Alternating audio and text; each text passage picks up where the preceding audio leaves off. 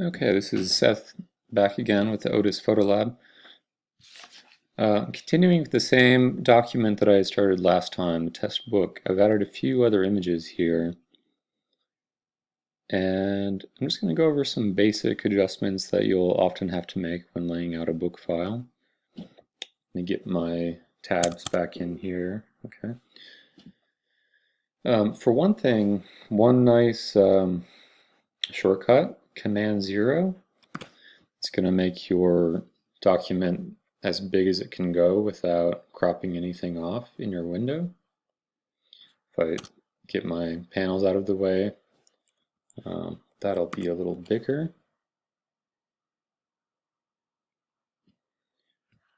You can also rotate things.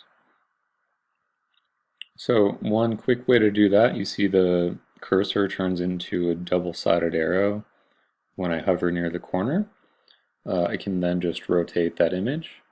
Hold Shift to have it snap into a nice round number.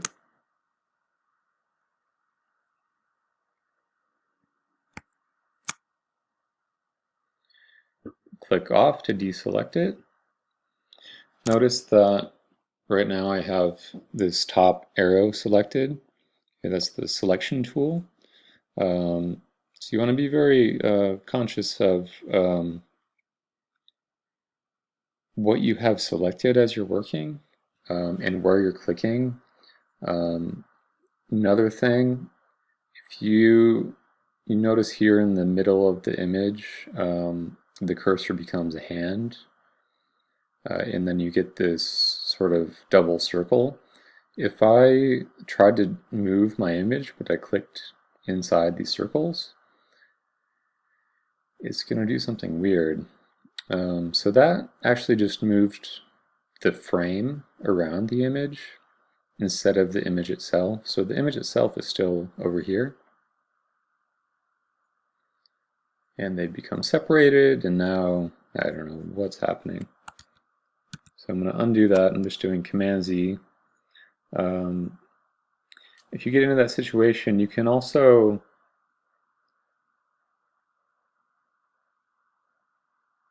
just click back in that circle until you have your image selected. And then you can drag it around like that. I'll make sure it's back in the center. And we should be relatively okay.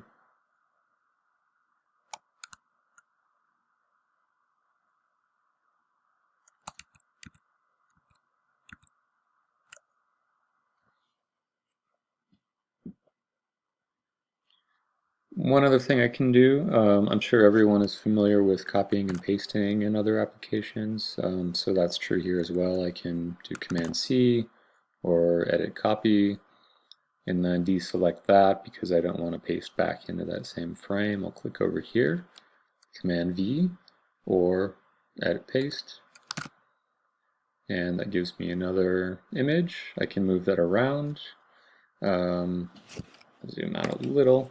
And then you can see when I get on this other page, it's going to give me some other guides. You can see there's some green guidelines appearing. So those are going to be relative to other objects on the page. So that's really nice if you want to align things without necessarily having them centered. You can align them relative to each other. One other nice shortcut, if you hold Shift, Option, and Command all at the same time, and then drag on one of the corners, you can see it's going to expand the image out from the same point. It's maintaining its proportions. I'll let go.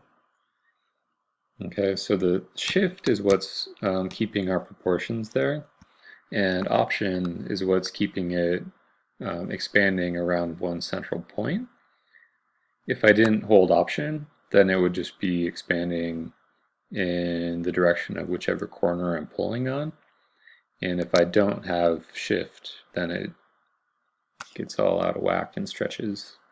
So whenever and there is also a scale tool over here, but if you can remember that shortcut is really handy. Shift, Option, Command, and then just drag on a corner. And that way you can avoid all the fuss of dealing with the image separating from the frame.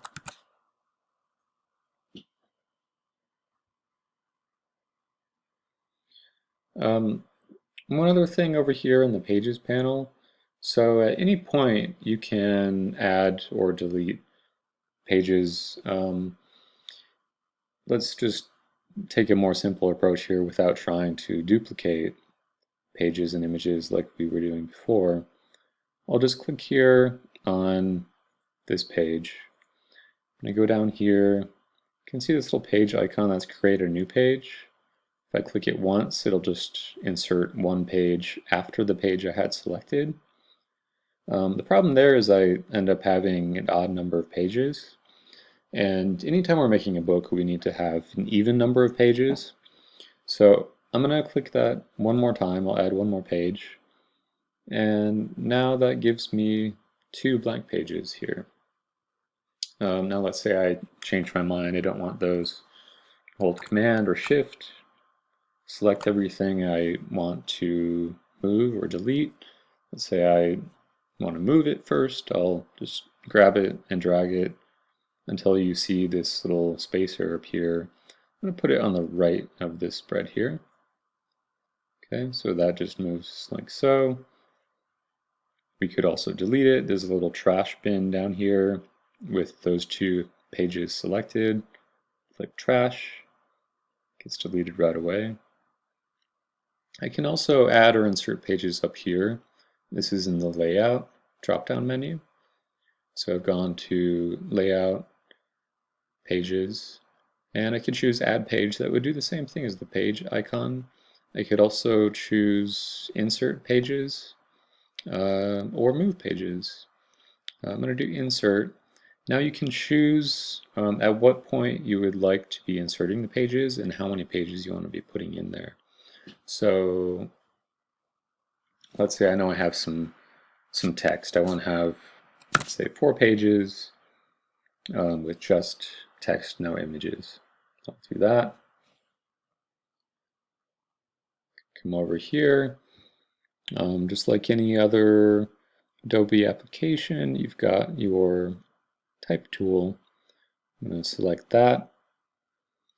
And just like dragging out an image frame, or like in Photoshop, you can click and drag out your text box here. Once you let go, you'll have your blinking cursor, and you can just start typing.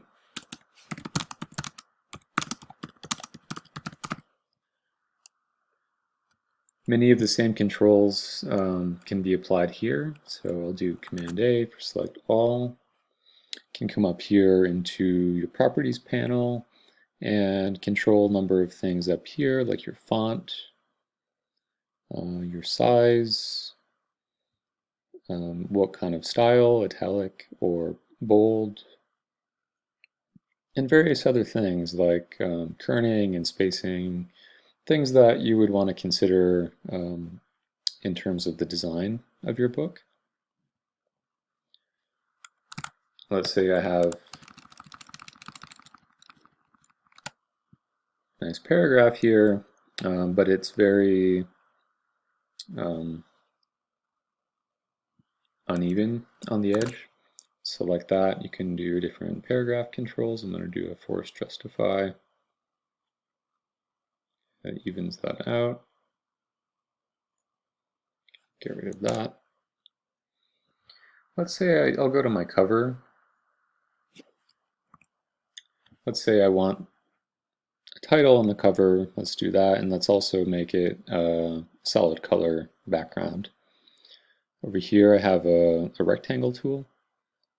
Select that, and I'll just drag it out. You don't have to worry about being exact in your sizing because in any of these extra edges will be cropped off when you go to export your PDF file. So now I'm going to fill this in. You can see this little box here says fill. I'll double click that. That then allows me to choose a color. Let's pick something kind of neutral in here. Okay, that. You can see it then fills the entire cover. It also made my image disappear, which I don't want. So how do you select something which is hiding behind an object? One way to do that is if you hold Command and click where you know there is an object. There we go. It will select the thing behind it. So if I needed to, I could then rearrange that, move it, delete it. But what I'm going to do is I'll go back and select my cover and right click, and then I'll go to Arrange and Send to Back. Okay, I'll click off it to deselect. Let me hit Command 0 to zoom in a little. And then I'll grab my type tool and I'm just going to put in a title here, something very creative.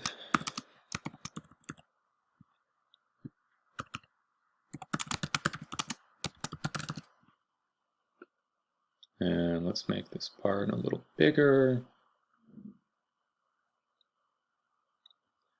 And I'm not a huge fan of this font.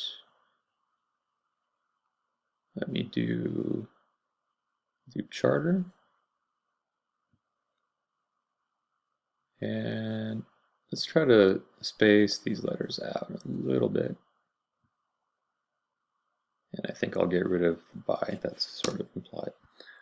Okay, I would take way more time with this if I were actually working on a project, but for now that serves the purpose.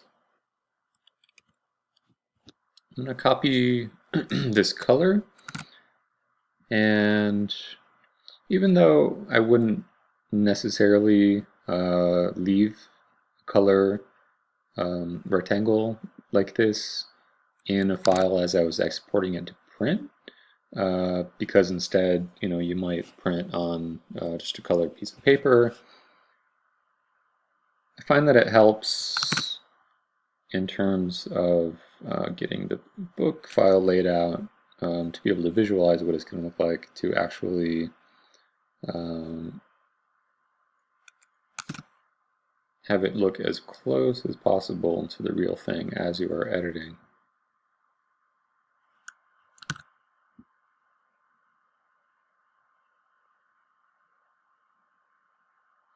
And let's say I have only one vertical image here. The thing about a vertically formatted book project is, you do have much more real estate to work with for vertical images.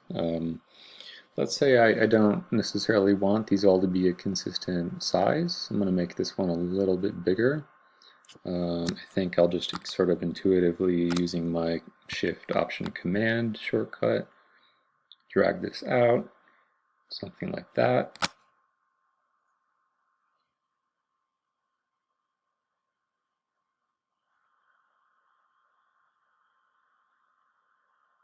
And I don't need these empty text fields. Notice when I click here on the project, it highlights the page thumbnails in the Pages panel that I'm working with. That makes it really easy if you have a 200-page book. Just click on the page you're on, and that'll take you immediately to your Pages panel, so you don't have to go hunting through. Select those and delete. Okay, now that's looking pretty good.